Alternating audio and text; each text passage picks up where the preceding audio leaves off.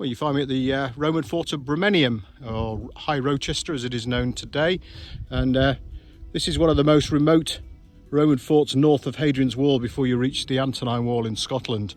And this was the site of the great Dere Street Roman road, which I'm standing on now. You can just see the rather mashed up earthworks behind me. And this is the road that took Septimius Severus north with his wayward son Caracalla on his campaigns from 208 through to 211.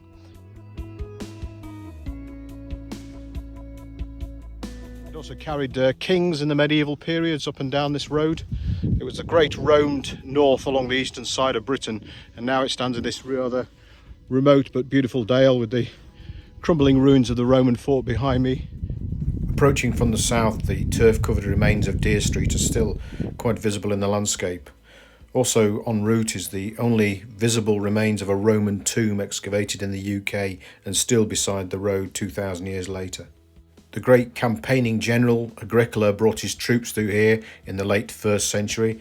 They built a series of marching camps and a fort here of turf and timber before moving north again into Scotland.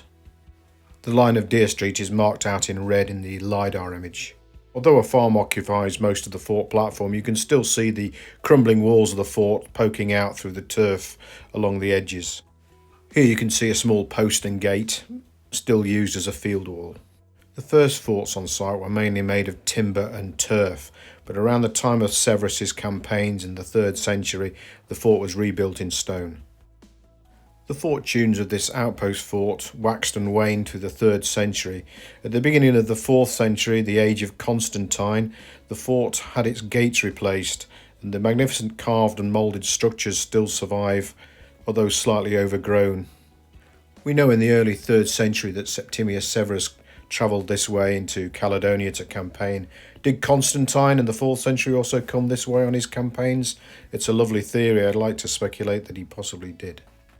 After the Romans departed, this area still maintained a violent reputation. The border reivers and the border wars continued until peace was restored around the 17th century. From the forts, Dere Street continues up to Chew Green and its marching camps and Roman fortlets, then crosses the Scottish border, heads through the Scottish lowlands towards the Firth of Forth and the Antonine Wall.